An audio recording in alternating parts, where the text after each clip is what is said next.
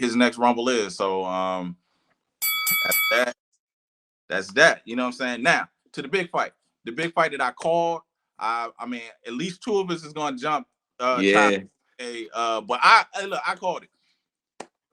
Lomachenko was so difficult for Devin that this fight was going to be easier. So we got the Devin Haney versus Regis Prograis fight. Fellas, is up. Go get it.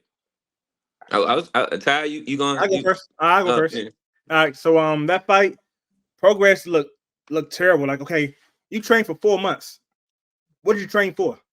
Like, what did you do? You did nothing. Like, you didn't try to cut him off. You do your jab, but you weren't landing. You landed like what 2% your jab, so you weren't landing anything. Of course, you're flat-footed, but at least you should at least try to fight your toes a little bit, so you have a little bit of speed and catch him some. And then when you're trying to cut him off, like you did cut him off eventually one time, but then Haney basically just put his other foot on the other side of yours and just got away like it was nothing. You weren't trying to stab him. You weren't like all you did is cover. Like once he felt Haney's power, because he realized he had no power. It seemed like his game plan was gone. Because I think he probably was going plan on like walking him down and just punching him. But soon he felt his power, he put his had his hands up the rest of the fight. Wasn't trying to counter, wasn't doing anything. And then Haney was basically doing the perfect fight against him. Like he only trained for 10 weeks, which is almost half of what did. But it looked like he trained for 4 months and looked like he was the bigger fighter. And he was the fighter that was at 140. And unlike looked like Prograis was the one that came up. Because to me it was embarrassing. So I need to ask you, why did you actually make that pick? Because I figured that Haney had no power. Because I seen him, he ain't hurt nobody. So I'm like, okay, he's gonna walk him down and tear him up. But skills once he pay the bills. Like, he should have went to a different game plan. Okay, he got power. Guess what? I'm going to try to cut him off and try to bring it closer. He basically all he did stand in the center of the ring and just stand there and get punched all day. That is true. That's because he didn't. So Regis, like I told you, what Regis didn't. He already admitted he don't have the footwork to keep up. Another thing to cut the ring off. Another thing. But you look at his past fights, he didn't have it then either. Right. So this is just a better opponent than he done had his past fight. That's all that is. And I gotta go ahead and give it to Devin, man, for getting this victory, also breaking the record. You handicap your opponent to the point that you broke a record in the least punches landed. You Regis had landed the least amount of punches that Shakur had broke the record. His fight had broke the record. Now Devin had his opponent break that record. That's crazy. So I think Devin for this fight, this was definitely how I envisioned it. Devin definitely gave him a boxing lesson. He definitely. I'm right now looking at that fight. I want to arguably say maybe he might got a top 5 jab right now. That's in boxing right now because he definitely was working behind that jab. His footwork was excellent. Regis just don't know how to cut that ring off. He couldn't get to him. He couldn't get to him for nothing. Like, and then the attempts that he was the attempts just after a while, just you can tell this looked like he kind of gave up trying to really get to him. He just wanted to keep the fight going. But Devin definitely got some sneaky power though, that with that knockdown. What y'all think about that? Surprised me. It was sneaky for one, but also two, it was unexpected.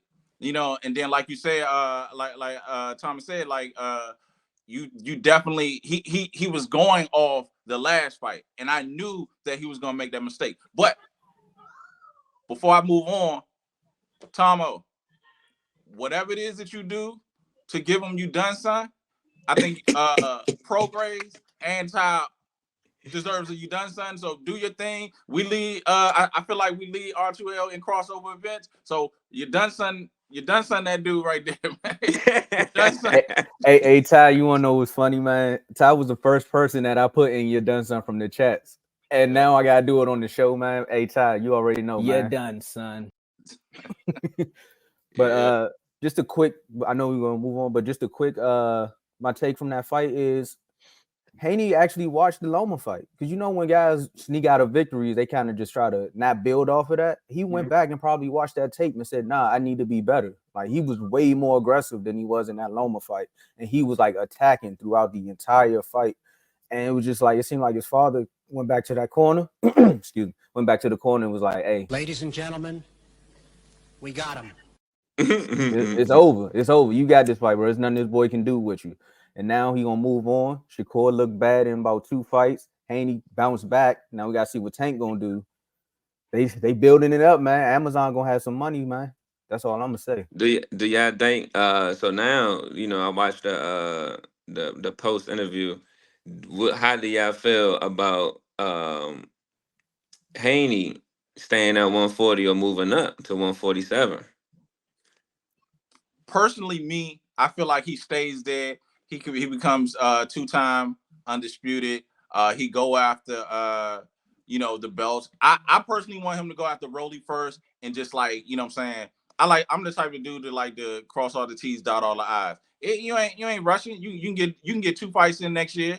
And you can go after Rolly. That's an easy win. Box, what I'm saying, the other 2 in and do that. It ain't a rush to go to 40. He's talking 40, so that does concern me about his ability.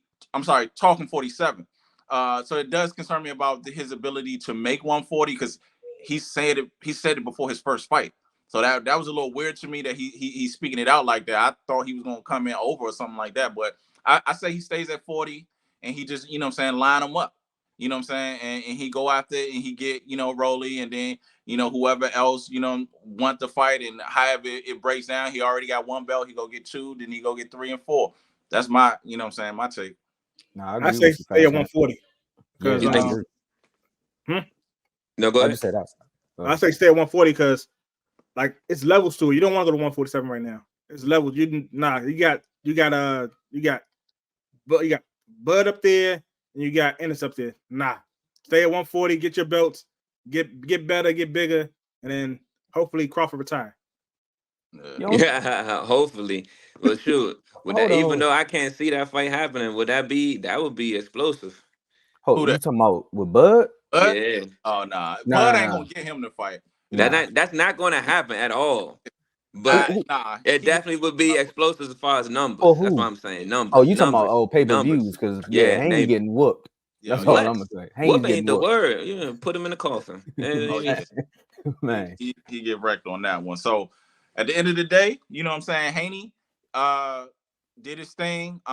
We definitely want to see more, and we definitely going, see, interested and ready for the next time we see him rumble. So that is remain to be seen.